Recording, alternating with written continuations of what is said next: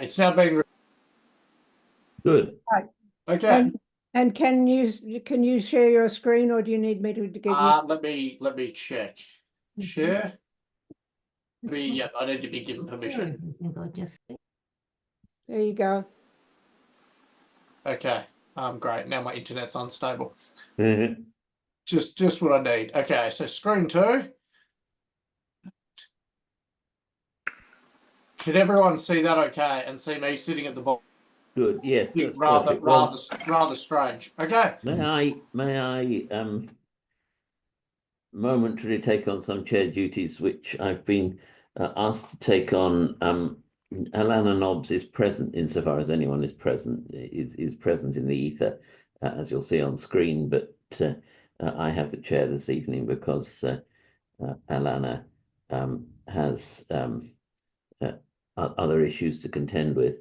And so I'm here to, well, I'm here to introduce Bernhard Doherty. Let's begin with an acknowledgement of country. We acknowledge that we meet on the land of the Wallumattagal clan of the Darug Nation, and the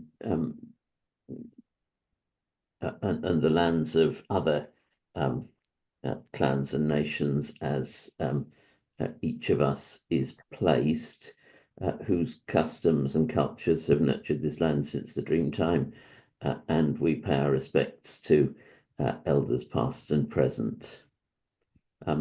Bernhard Doherty was my second or third ever PhD student.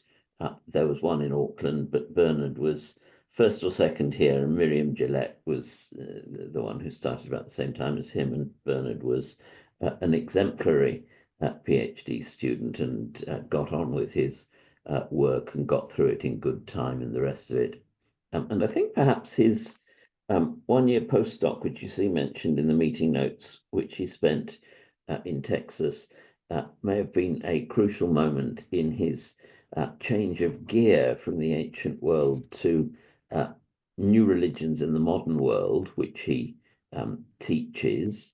But this evening, Bernhard is to speak on getting blood from stone, epigraphic evidence for the persecution of Christians in Roman Asia Minor. So we're back to the ancient world. So thank you, Bernhard. Go ahead.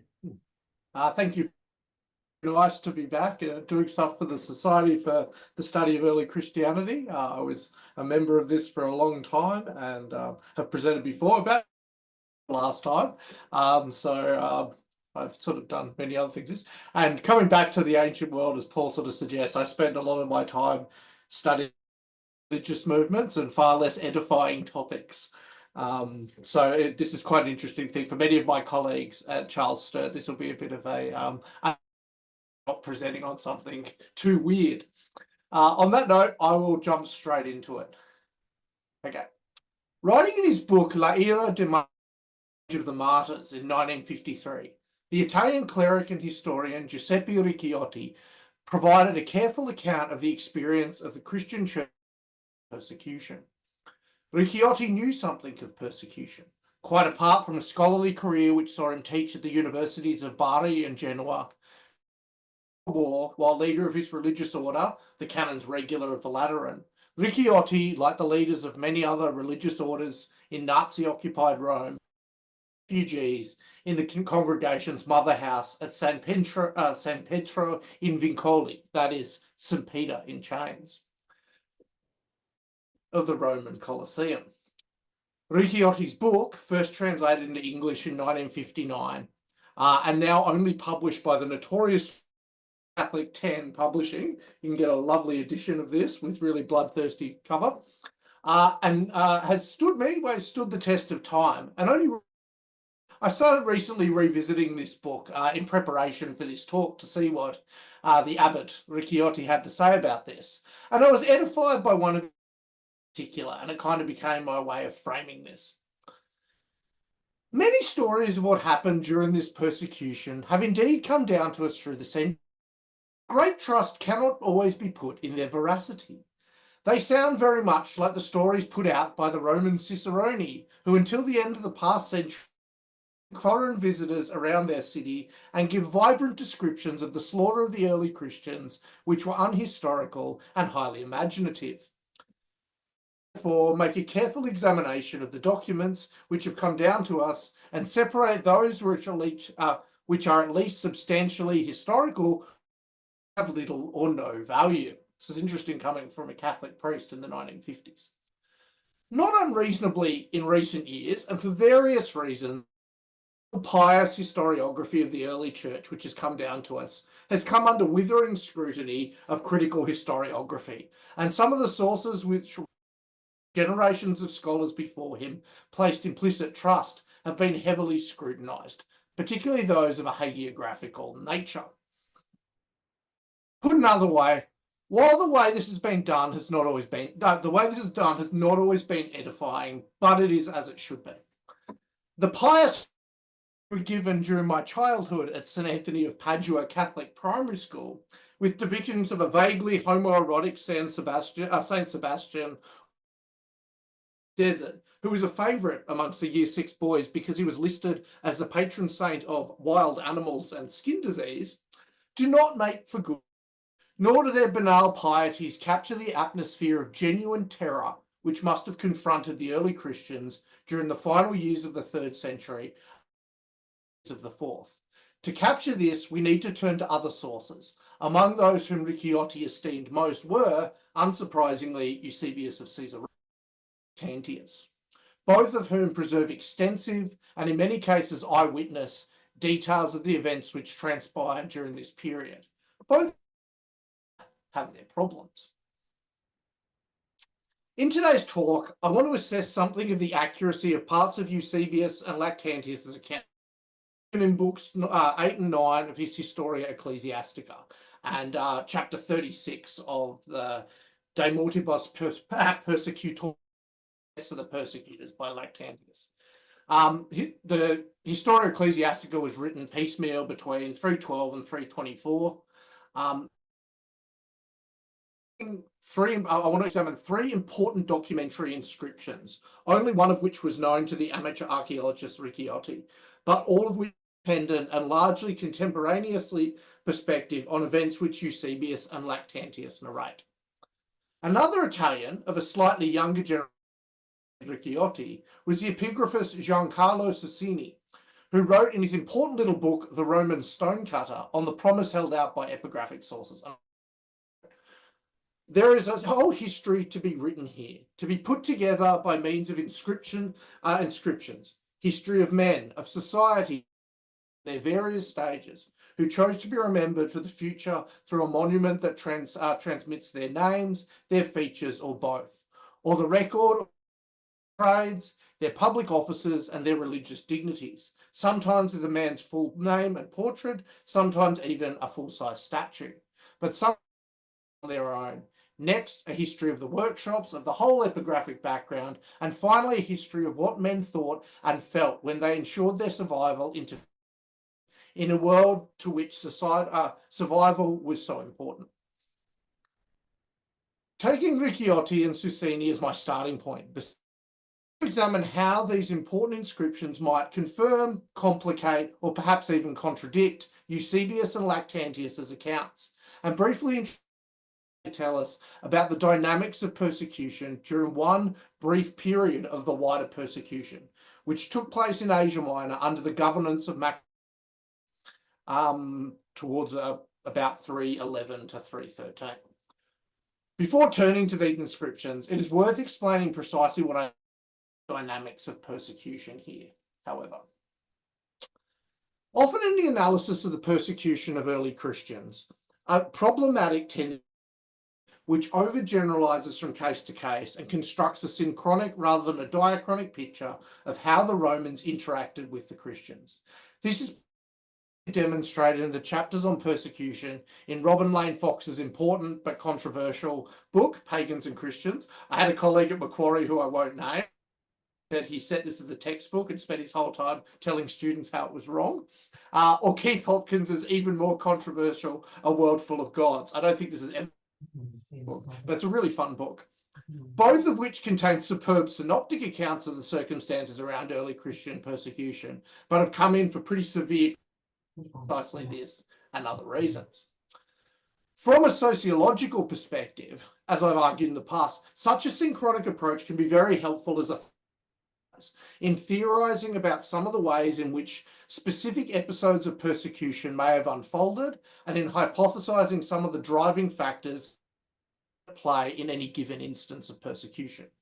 It is these factors which I mean when I speak of the dynamics of persecution, that either social or mundane factors, quite apart from early Christian theories of diabolical causation or imperial ire, that is, persecution is caused by the devil or the emperor, which drove persecution in specific instances, and how appreciation of these social factors help us to understand persecution.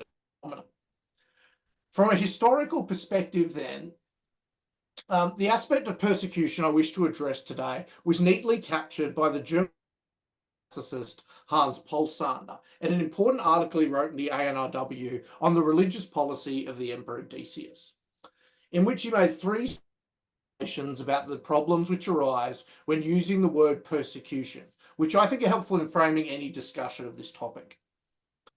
The first is exclusively negative one, obscuring the fact that anti-Christian measures could serve positive ends. The Romans didn't, the second one fills out this one. The term is side of view, viewing events from the Christian perspective only. The persecutors themselves would certainly deny having undertaken a persecution. The third covers a large variety of different measures. The anti-Christian measures of Nero have little in common with the anti-Christian measures of Decius, for instance, and the steps undertaken by Valerian or Diocletian. While it is the last of Polsander's three observations regarding persecution, which will chiefly evening, it would be remiss not to briefly comment on the first two, especially as these have some importance with reference to the inscriptions I'll analyse. Primary questions I want to interrogate. Both Polsander's initial observations are perspectival and raise the question of how persecution and indeed the phenomena of early Christianity more generally. Conditioned as we are by sources like Lactantius and Eusebius, we are perhaps persecution as a result of wider character flaws of emperors or Roman magistrates. These were moral failings on their behalf that they would dare to persecute Christians. We do not tend to see it from their perspective of governance or indeed keeping the peace, though from the very outset this was, if not the primary motive of Roman governors who persecuted early Christians. The famous Pliny-Trajan correspondence is a case in point. Painstakingly analysed, the rough procedure followed by Roman governors in the period between Trajan and Decius was one which sought first and foremost to persuade Christians their beliefs, to turn back to their right mind, and to turn back to the gods of their ancestors. From the perspective of a Roman governor, whose chief concern was the prosperity of his province, the early Christians' non-compliance was an administrative matter, and we need to assess their actions as such. My point here is that while today rightly resistant to almost any state coercion in matters of conscience or religion, the Romans did not share these scruples, and it is reasonable for us to take their with the Christians at face value, rather than attribute more malice than was in fact the case. Polsander's second point is related to this.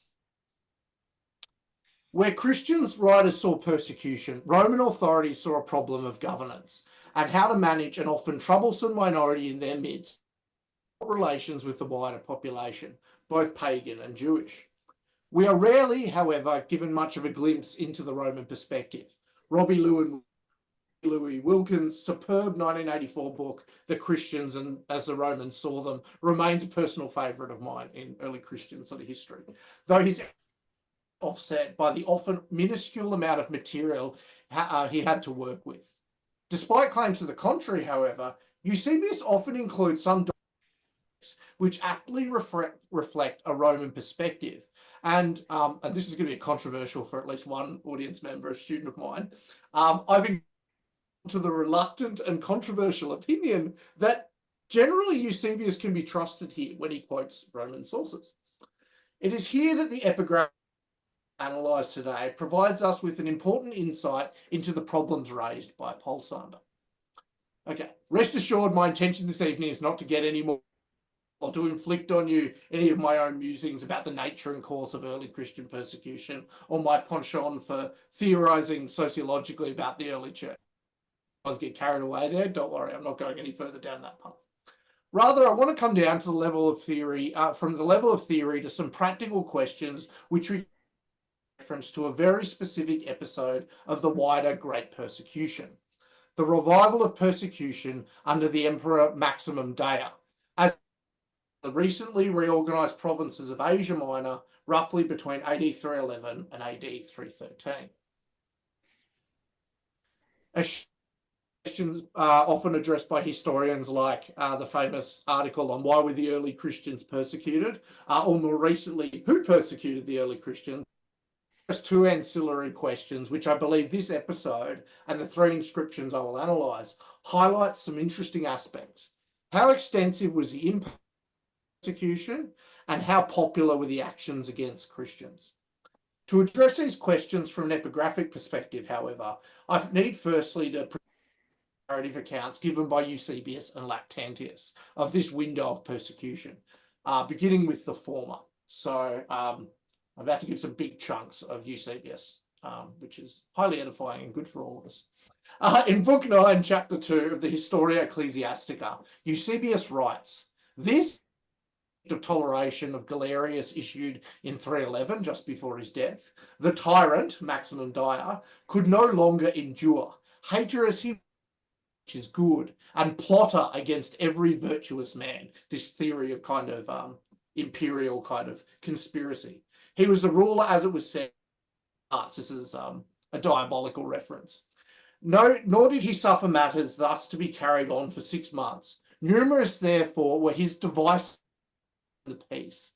At first he attempted, on some pretext, to shut us up from assembling in the cemeteries. Then, through the medium of certain evil men, embassies to himself against us, having urged the citizens of Antioch to request that they might obtain from him as a very great boon that he should any Christian to inhabit their land, and to put into the mind of others to do the same thing. The originator of all this sprang up at Antioch, the person of Theotechnos, a clever cheat and an evil man, and quite unlike his name. He was accounted to hold the post of curator in the city. Of particular interest in this passage from an epigraphic perspective is the process described here as one of civil petition to the emperor, that he should any Christian to inhabit their land. Eusebius continues by highlighting Theotechnos' alleged religious fervour. He was a patron of the and noting, and furthermore this fellow, in order to flatter and please him who was ruling, stirred up the demon against the Christians. And said that the god, forsooth, had given orders that the Christians should be driven away beyond the borders of the city and country, since they were his enemies. Again, the emphasis is placed here on the Christians being driven away beyond the borders of the city and country about, since they were viewed as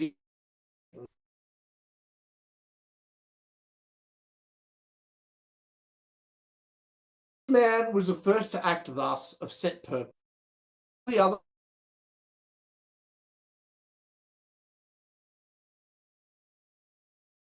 having seen at a glance that it was pleasing to the emperor, and having suggested to their subjects to do the very same thing. And when the tyrant had given most willing assent to their petitions by a rescript, one more the persecution against us was rekindled. I'll return to this rescript in epigraphic form, but first it's important to yes. Lactantius likewise gives the following account in chapter 36 of his De Mortibus Persecutorum on the deaths of the persecutors. Following a meeting between Maximum Dea and Licinius after the death of Galerius in May 311, in which they settled territorial boundaries of their respective. So Maximum took Asia and Licinius, I can't quite remember where Licinius ended up governing. One of my better memory colleagues can fill that out. Anyway, they split their jurisdiction, and Lactantius notes, Maximum Dyer took away the toleration and general protection granted by Galerius to the Christians, and for this end he secretly procured address petitions from different cities, requesting that no Christian church might be built within their walls, and thus he meant to take that which was his own choice was exhorted to him by importunity. In compliance with those addresses, that is the petitions, he introduced a new mode of government in things, and for each city he created a high priest, choosing from among the persons of most distinction. The office of those men was to make daily sacrifices to all their gods, and with the aid of former priests, to prevent Christians from erecting churches or from worshipping God in either public. And he authorized them to compel the Christians to sacrifice to idols, and on their refusal to bring them before the civil magistrate. And if enough, in every province he established a superintendent priest, one of chief eminence in the state, and he commanded that all those priests newly should appear in white habits, that being the most honourable distinction of dress. This has sometimes been called the sort of pagan church of Maximum, kind of what Julian the Apostate does about 60 years later. My dating might be bad. My maths is terrible. Concluding this section, rather gruesomely, as was his wont. And as to the Christians, he proposed to follow the course that he had followed in the East, and, affecting to show Maximum forbade the slaying of God's servants, but he gave command that they should instead be mutilated. So the confessors for the faith had their ears and nostrils slit and feet lopped off, and their eyes dug out of their sockets. A certain morbidity aside, the perspective given in both these sources, unsurprisingly, conspiratorial, and attributes blame to the emperor and his senior cabal of administrators for fermenting discord against the Christians among the cities under his jurisdiction. Express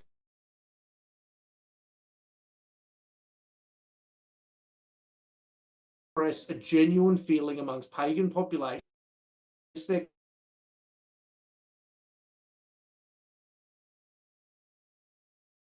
is best expressed by Martyr Sordi, who writes Christian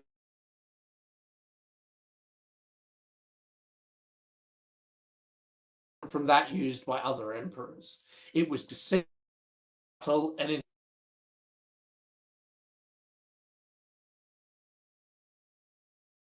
in Christianity without making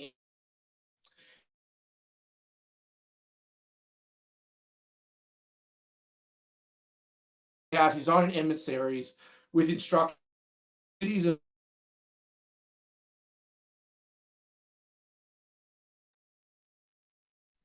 send in petitions against the Christians.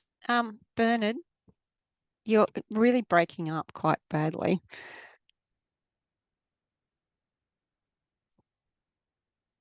Yes, I wonder if there's anything we Yes, can do so about I it. just wonder if Bernard should go out and back in again. I just lost. Could you hear me now? Yeah, the breaks are getting bigger and bigger, so perhaps you should go out and back in again. Yeah, what I might and see if a new connection will be better. Yeah, what I might do is I might switch to and just get rid of the slides. Okay. Our internet's really unreliable, so just give me 2 seconds. Yeah. Apologies. That's all right, not your fault. I sent everyone out of the house so that this wouldn't happen. So made sure the kids' iPad off and things like that, and as is always going to happen with these things. So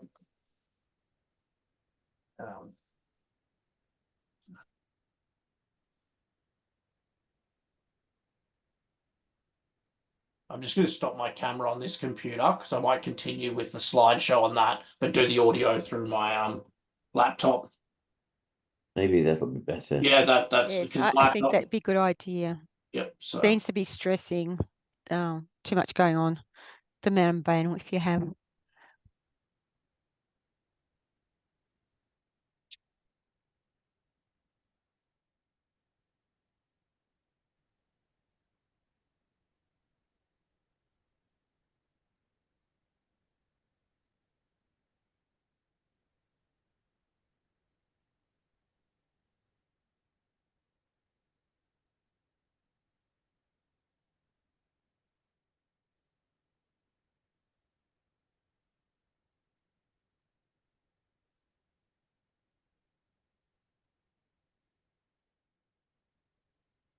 Recording in progress.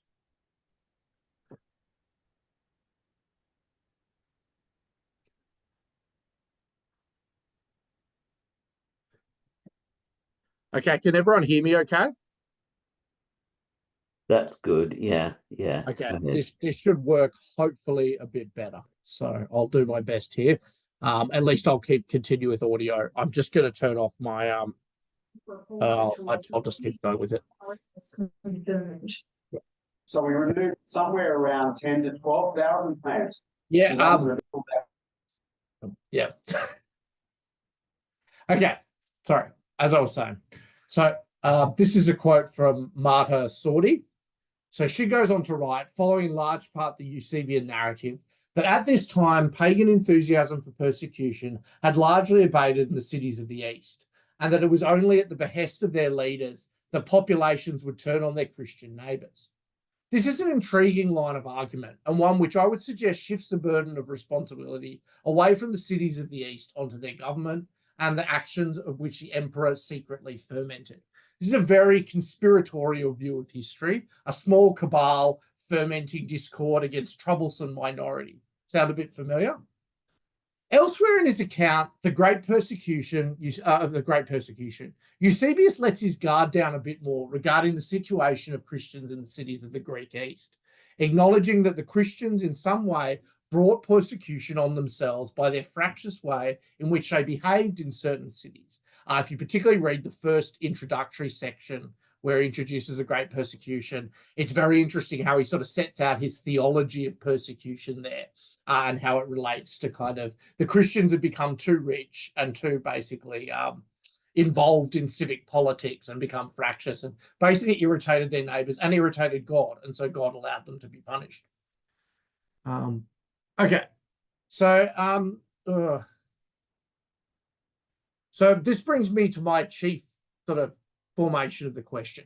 What does the epigraphic evidence tell us about the extent to which Maximum's orders were carried out and, more importantly, how it was perceived in the cities themselves? Three inscriptions are helpful here and offer us some alternative perspectives to Eusebius and Lactantius's embellished, though not necessarily inaccurate, accounts. Okay. The first of these inscriptions was first discovered in June 1908 by Scottish epigrapher William Moore Calder near the town of Ladakh in Turkey. Though it had been known for centuries owing to an earlier copy made from memory by an unknown traveller in the East. This was recorded in the notes of an Italian priest and epigraphist, Luigi Gaetano Marini, during the 18th century, and then passed on from the Vatican Library to the Cambridge scholar J. Jett. As Calder noted in a popular article he wrote on this in the Expositor, published in November 1908, few inscriptions have such a romantic history as this epitaph. He was certainly not wrong, and the story of the epitaph and its historiography is worthy of a paper in itself, but I must not allow myself to digress. Writing around 12 years later in 1920, after considerable commentary in the popular Christian and archaeological press, Calder finally published a critical edition in the Journal of Roman Studies, describing a blue marble sarcophagus with a badly weathered and mutilated inscription. Calder described his transcription of the text and the subsequent reconstruction under the tutelage of William Mitchell Ramsay rather quaintly as a maiden effort in practical epigraphy. The critical Greek text most usually cited by scholars is found in the first volume of the Monumenta Asiae Minoris Antiqua series, published in 1928. Though it is worth saying at the outset that the bibliography on this inscription during the early 20th century is extensive, and I cannot hope to do justice to the work in this current presentation. I just have one controversial thing to add. I've chosen here the translation given by L. Michael White in the second volume of his book, The Social Origins of Christian Architecture, mainly because it includes some clarifying parentheses which assist us with meaning, even if they depart somewhat from the Greek original, which is a little less clear. In full, the inscription reads, Marcus Julius Eugenius, son of Cyrillus Keller of Kessos, a member of the Laodicean Council, having been stationed as a military officer in the officium of the governor of Placidia, and having married Flavia Julia Flaviana, daughter of Gaius Julius Nestorianus, member of the Roman senatorial rank, and having served with distinction, and when command had meanwhile issued by Maximinus that Christians in the military offer sacrifice and not be released from service, having endured many tortures under Diogenes, the governor of Pisidia, and having contrived to quit the service in order to maintain the faith of the Christians, and having spent a short time in the city of the Laodiceans, and having been made bishop by the will of Almighty God, and having administered the episcopate for 25 full years with great distinction, and having rebuilt the entire church from its foundations and all embellishments around it, which contains stoa and tetrastoa, paintings, mosaics, a fountain, and an outer gateway, and having furnished it all with all the masonry constructed, and in a word, with everything, and being able to leave the life of humankind, I had made for myself a tomb, enclosure, or platform, and a sarcophagus, on which I have had the above inscribed for the adornment of the church and of my family. Busy life. From the outset, this inscription is abundant in the kinds of epigraphic information Socini considered so historically rich, and it's worth unpacking a bit. First, we have a clear case of the kind of Romanization which Ramsay MacMullen famously considered one of the features of the epigraphic habit, the kind of fact that Romans loved setting up inscriptions, and over the second and third centuries, they went kind of mad with this. This is a real kind of part of being a Roman or aspiring to be a Roman. Okay. Marcus Julius Eugenius gives us his trinomina, as well as indicating the senatorial status of his wife's father. While Eugenius was persecuted by the Roman state, he was, in many ways, heavily Romanized, and his career trajectory is quite predictable, except becoming a bishop. That kind of gets added to the top later on. This was made clear as he gives his own titles. He was a councillor, presumably through the Greek, though the Greek is less clear than White's translation, of the city of Laodicea. This alone places him in a small elite of Christians of this status who became prominent over the course of the late 3rd century. And Paul McKechnie's written a great article on this, which you can get online. Moreover, he served as a military officer in the officium of the provincial governor, Diogenes, though he does not specify what role he might have played here. The Greek term used here is very vague, and like many Greek terms at the time, it lacks the kind of precision of Latin military and bureaucratic terms. It's kind of like vaguely just soldier, and it doesn't sort of say more. It could mean like half a dozen things. More importantly for our purposes today, however, is the next line. And when command had meanwhile issued by Maximinus that Christians in the military offer sacrifice and not be released from service, having endured many tortures under Diogenes, the governor of Pisidia, and having contrived to quit the service in order to maintain the faith of the Christians. These pithy lines cannot be underestimated. They represent one of only a very small number of documentary sources we have attesting to the Great Persecution. Indeed, I did a bit of a tally of these, and you can count these on basically two hands. But they do raise some problems. First is a question of dating.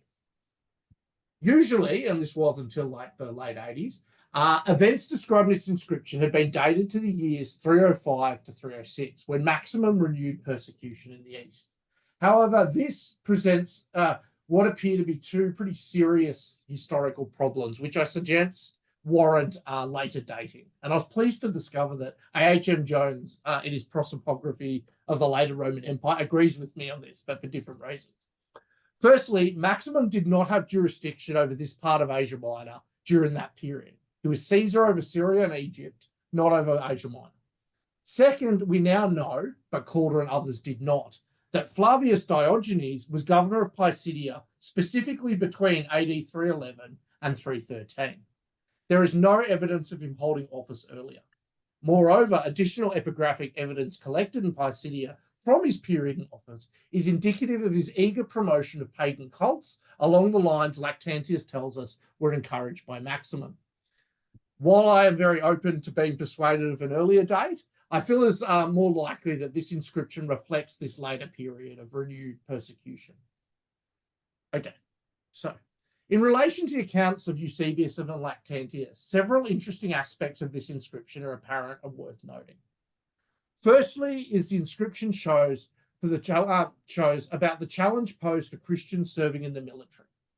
We know from Eusebius that, to some extent, the origin of the Great Persecution was within the Roman military, as Eusebius notes in the Historia Ecclesiastica, Book 8, Chapter 4. From when the Magister Militia, whoever he was just making his first attempt at persecuting the soldiers, separating classes, and through sifting out those serving in the camps, giving them choice whether they would obey, that is the order to sacrifice, and enjoy the rank they held, or else be deprived of it if they continued to disobey the commandment.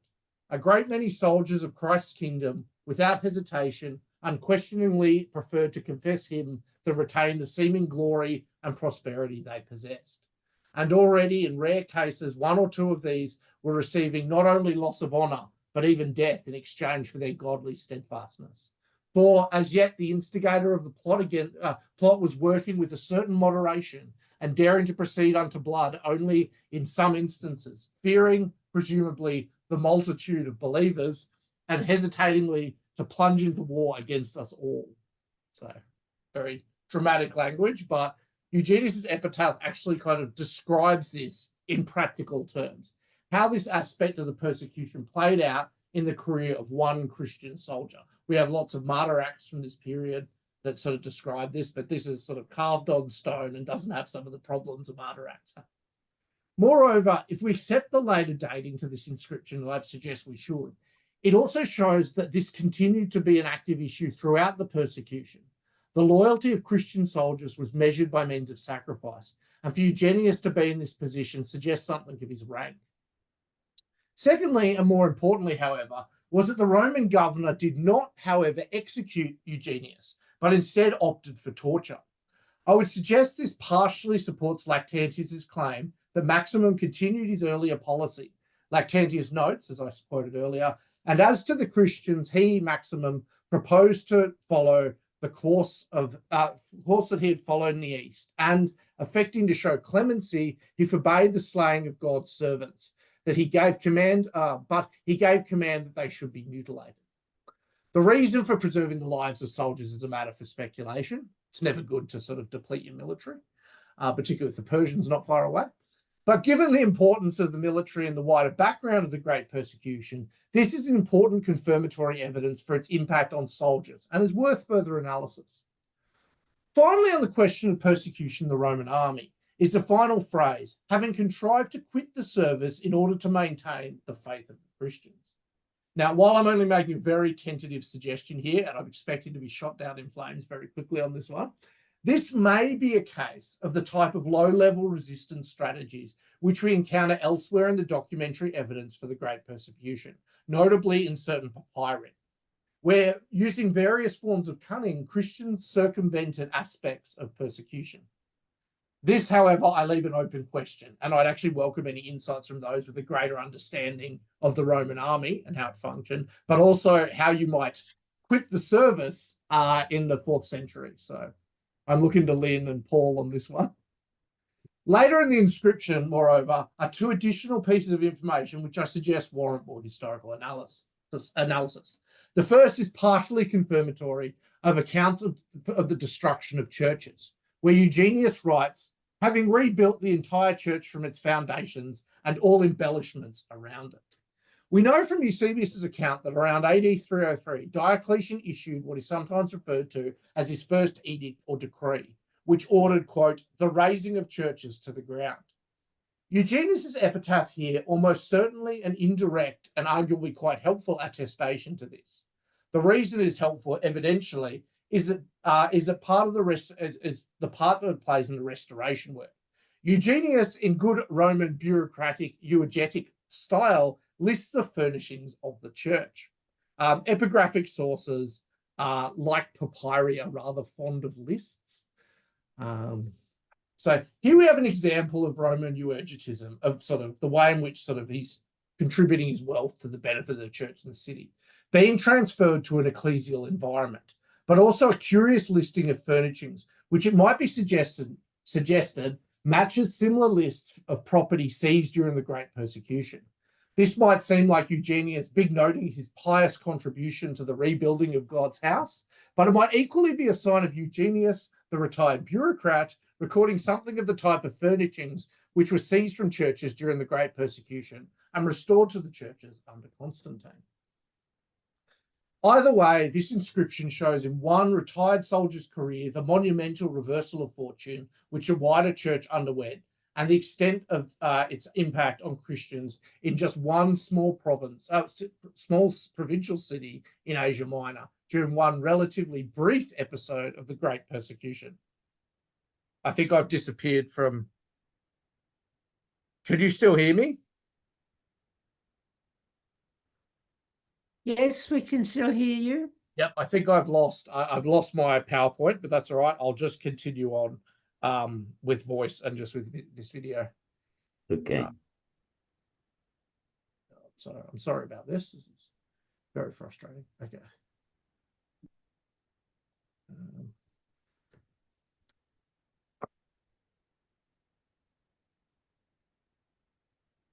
Either way, this is okay. So where was I up to?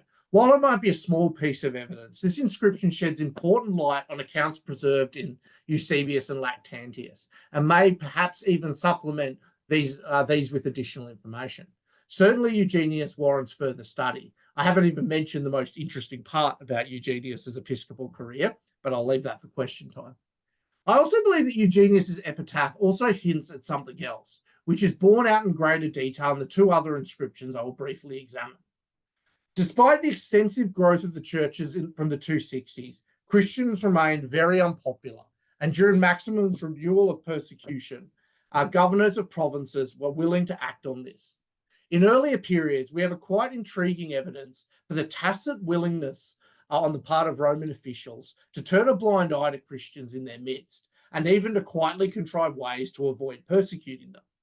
While I think Marta Sordi has oversimplified things in her account of Maximin's renewed persecution, alluded to earlier, there is some truth to one of her comments, and I'm quoting Marta Sordi here. During the first centuries, it had been the public opinion itself which had called for persecution, and the state which had hesitated or even refused to go along with the demands of the populace. Now, the two great state persecutions, that of Valerian and that far more serious of Diocletian, Galerius, and Maximinus, saw the progressive and increasingly determined disassociation of the pagan masses from the persecution organised by their leaders. This statement is evidentially problematic on both its claims and rests on far less solid ground than is often presupposed by historians. But I believe it makes a valid point about the popular nature of persecution. This brings me to other second two inscriptions, which I wish to cover today and which I will address together. The first has a long history of publication. It was originally published in Latin in volume 3 of the Corpus Inscriptionum Latinarum, and later appeared in 1903 in Dittenberger's Orientis Graeci Inscriptione Selecti. Indeed, it also features as number 247 in Stevenson and Friends and Eusebius. And I had a little kind of anecdote about a Eusebius and how no one ever does an essay question on early Christian epigraphy from a Eusebius. However, I discovered today, talking to my colleague Michael Gladwin, that he's recently had students doing inscriptions for their essays, which edifies me greatly. I have had some small influence. Okay. This comes from the city of Arakanda in Lycia, and I'm using Maya Reinhold and Naphtali Lewis's translation. And it can be dated securely to AD 311 to 12. It reads in full. To the saviours of the entire human race, the divine Augustus Caesar Galerius Valerius Maximinus, the divine Augustus Caesar Flavius Valerius Constantine, and the divine Augustus Caesar Valerius Licinianus Licinius, supplication and petition from the loyal province of Lycia and Pamphylia. It continues. Whereas the gods of the same family as you have ever by deeds displayed benevolence to all, O most illustrious emperors, who have been seriously concerned with the divine worship on behalf of the eternal safety of yourselves, our lords, conquerors of all, we have decided that it would be well to seek refuge in your immortal majesty and to request that the Christians, who of old have been seditious and still persist in the same disease, should finally desist and not, by introducing some new mischief, neglect the honour owed to the gods. This would easily be realized if by your divine and eternal will it were ordained that to all that the wickedness of the hateful practice of the atheists be forbidden and prohibited, and if injunctions were given for all to devote themselves steadfastly to the worship of the gods, of the same family as you, on behalf of your eternal and indestructible majesty, the extent of whose benefits to all your people is manifest. So the people wrote this rather curious petition asking that the Christians be dealt with. The second of these inscriptions, this time from Kolbasa in Pisidia, gives us evidence of the imperial response. This second text was first published by the late Stephen Mitchell in 1988, with a commentary on it by Greg Horsley in a 2019 book chapter, and I've used Greg Horsley's translation for the 2019 chapter here, and it reads, "Let them be pleased on account of the tranquility that has at last been allowed to them. And may those who, freed from their aimless and obstinate sidetracks, have returned to their right and moderate attitude, rejoice exceedingly. And, as though rescued from a sudden storm or snatched from a serious illness, let them henceforth experience a more agreeable inclination of life. On the other hand, let those who have persisted in the abominable superstition, that is Christianity, be removed, just as you ask, far from your city and territory, and be kept away.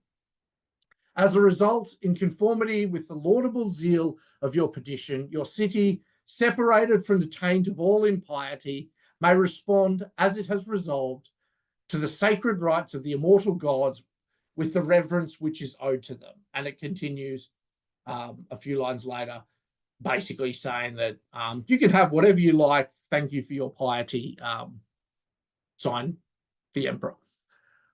What we have here is evidence both of the petitions from Asian cities mentioned in Eusebius, but also a fragmentary copy of the response which captures the dynamics of persecution as these operated in different parts of Asia Minor at the time. The text of the response, moreover, while in Latin, largely matches a text of a similar inscription set up in Tyre, found in Eusebius's account in the Historia Ecclesiastica, Book 9, Chapter 7, sections 3 to 14. What's amazing is just how much this sort of, it shows that Eusebius's translations, he's on the money. He's quoting accurate sources here. Letting these last two inscriptions speak largely for themselves, what they partially show is that, at the very least, the perspective of the persecutors in ostensibly their own words, and confirm much of Eusebius's narrative. The way in which Christianity is spoken of echoes that of earlier centuries and of the kinds of attitudes which are expressed in pagan authors about people like moving from their right mind to bring them back to sort of their sanity. Christians are seen as fanatical and crazy. While Latin epigraphy is very stylized for sure, as is the language of petition, shining through this formulaic language is also something of the vox populi, which held that the earliest Christians were the enemies of the gods and threatened the well-being of the cities. This is propaganda for certain, but for propaganda to be successful, it must meet some perceived need in the community. This type of inscription, appearing at the end of the persecution, is a particularly intriguing piece of evidence, particularly if read against the grain of Eusebius and Lactantius's narrative. Here I suggest that writers like Marta Sordi might perhaps give too much credit to pagan populations here in the types of sympathy they allegedly express for Christians, and that we need to perhaps reconsider how popular persecution, from the perspectives of the pagans of the cities of Asia Minor, might have actually continued to be. So to conclude, in conclusion here, I've tried in a very informal, preliminary and haphazard way to give a very brief insight into an often neglected part of the epigraphic record, which can help us to better understand the Great Persecution.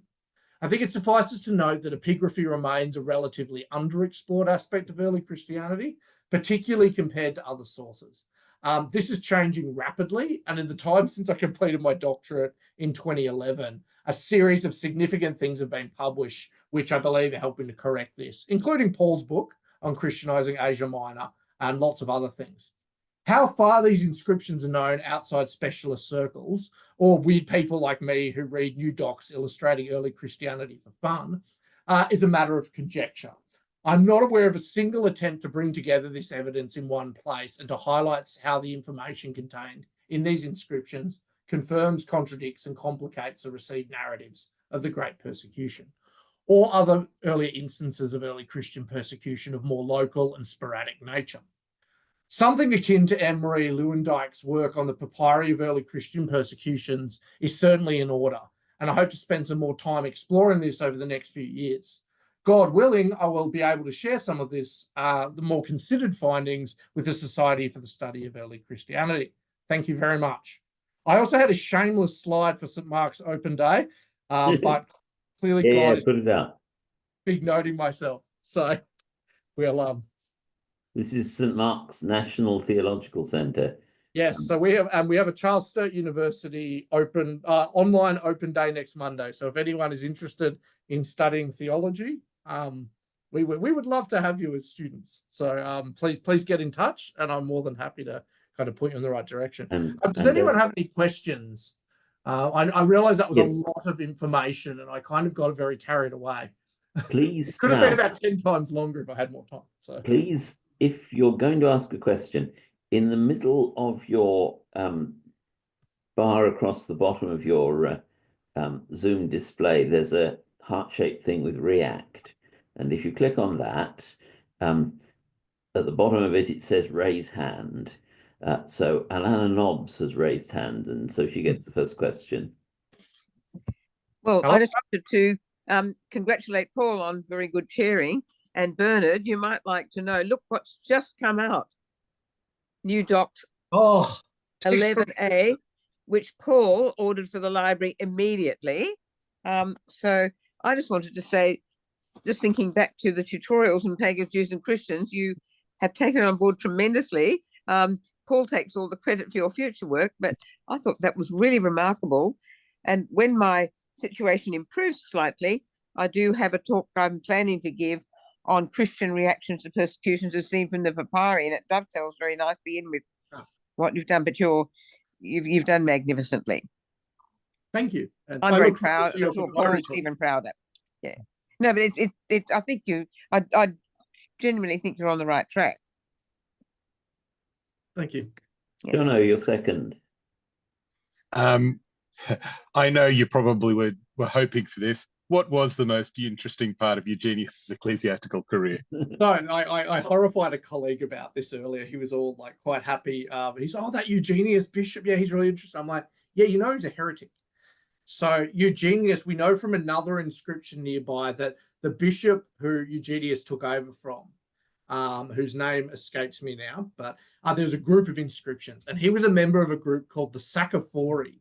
Now, these are like one of these tiny little, like the sackcloth-wearing people. And these are one of like these tiny little sects that pop up in Asia Minor. They're kind of like splinters of splinters. And we only know they kind of exist because in the 4th century, Amphilochius of Iconium writes a letter to Basil of Caesarea. And he's like, so pastorally and canonically, how do I deal with like these recanting heretics in my jurisdiction? There's all these different like random sects. And so basically, yeah, so he was a bishop of the Saccophori. So yeah, there you go. That's the fun part about it. So fun heretics. Who's next? I haven't got any more hands up yet.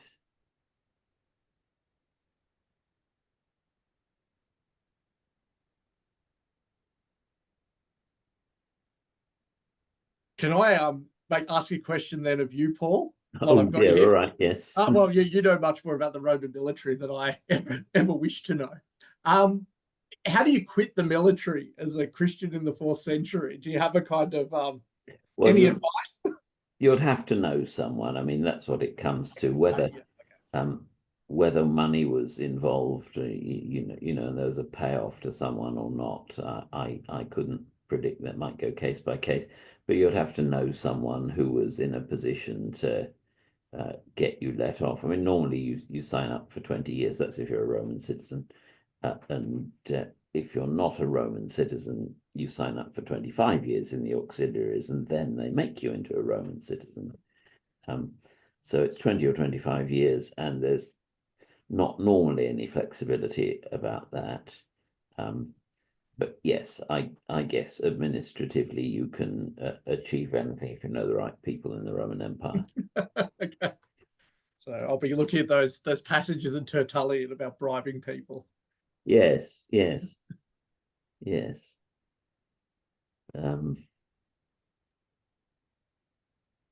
Okay. That does remind me of something along the same line. So there's some papyri where men who had children who were in the army, but had them while they're in the army, so they weren't actually legally married. They made their papyri about their letters addressed to senior people asking for their children to be recognized as Roman citizens. So it's just kind of along the same lines. It's about who you know. Yeah, there's a kind of petitioning and Yeah. You know, the important person that you know to get what you want. I think, if I remember rightly, that comes in from Hadrian's time, because after 193, if you were a Roman soldier, you could marry, and so children of Roman soldiers could be legitimate in Roman law, but in Hadrian's time you couldn't, and yet children of soldiers were a prime group for recruitment to the Roman army, and the Romans were prepared to recruit them to the legions if their father was a Roman citizen. Then the child, though technically not a legitimate child and therefore not a Roman citizen, could be recruited into the Roman legions instead of the auxiliaries, where you only had to do 20 years service instead of 25, and the pay was higher, and so on. So it was worth signing up to a legion if you could. D. Neville. Thank you, Bernard. Nice to see you in full flight. A question that occurs as a result of your presentation is, given the wide variety of policies and changing jurisdictions and so on, when talking about persecution, but any topics in relation to early Christianity, should we really ever only be talking about,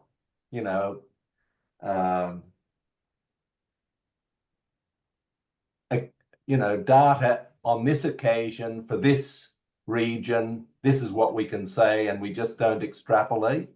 Is that a basic rule of thumb? I have a kind of two things about this, because on the one hand, I like to wear a kind of sociologist hat and kind of generalize from sort of specific cases and theorize a bit here.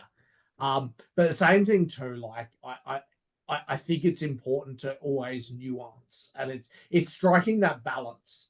And that's why I gave the two accounts of Robin Lane Fox and Keith Hopkins do this well and terribly in different ways. And I think that looking at those two as examples are really good sort of accounts of this. But yeah, it's always a tricky balance to raise. I always remember reading Ramsay MacMullen wrote a book called Christianizing the Roman Empire. I think it was called. And he has a really great discussion in the first few pages about how historians have used sociological theory and some of the problems with that, but also his sort of case for being a kind of tight-fisted historian. It had a kind of a pretty profound impact on me, I think, reading it. So, but yeah, it's I mean, yeah, it's always tricky striking that balance there, because you just, when you have so little evidence, and this is you've seen me do this in other contexts, David, of when you've got very little evidence to work with, you have to be creative in your methods for interpreting it. And I think ancient history kind of, as taught at Macquarie, taught me very well how to kind of do that and to really get blood from stone, as it were. So yeah, but it's a tricky sort of thing about the whole diachronic synchronic thing. I think it's a bit of column A, a bit of column B. I could never be one of those historians who has the strict kind of every case has to be dealt with in this really meticulous single case kind of thing, and we can't make generalizations. on this actually is really interesting. Is Fergus Miller wrote the famous book, The Emperor and the Roman World. I think that was what it was called. Alana or Paul could correct me. And Keith Hopkins wrote a really narky methodological review of it.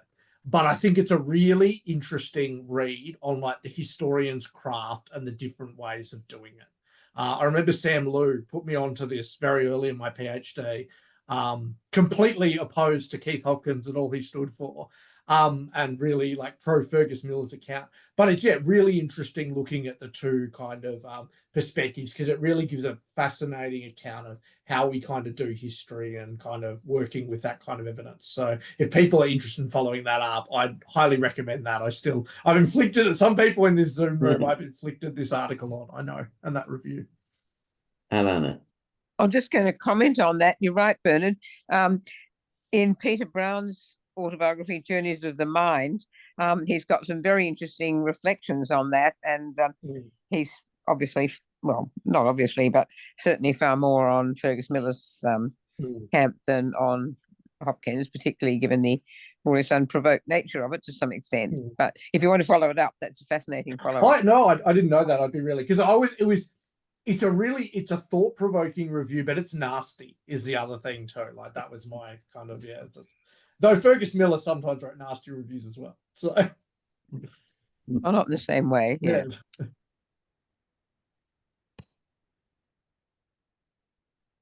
So in the library at Macquarie, we have Peter Brown's Journeys of the Mind, which Alana might like to say a little more about. But we only have it as a book that you can read on screen, so you can't come here and borrow it. So e-books are a big thing with our library these days. I know not everyone here has the right to use books in Macquarie Library, so apologies to those who don't. I haven't read Peter Brown's Journeys of the Mind yet, but I know Alana has.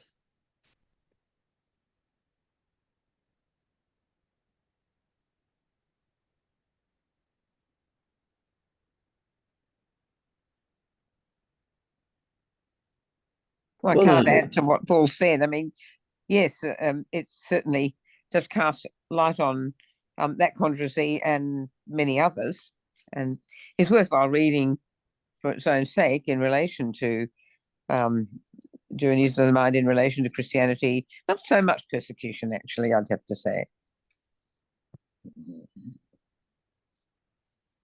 Right, well, we seem to have come to the end of the flow of questions, so perhaps everyone could unmute themselves for a moment and have a vote of thanks to Bernhard Doherty. Well done, Ben. All right, Thank you.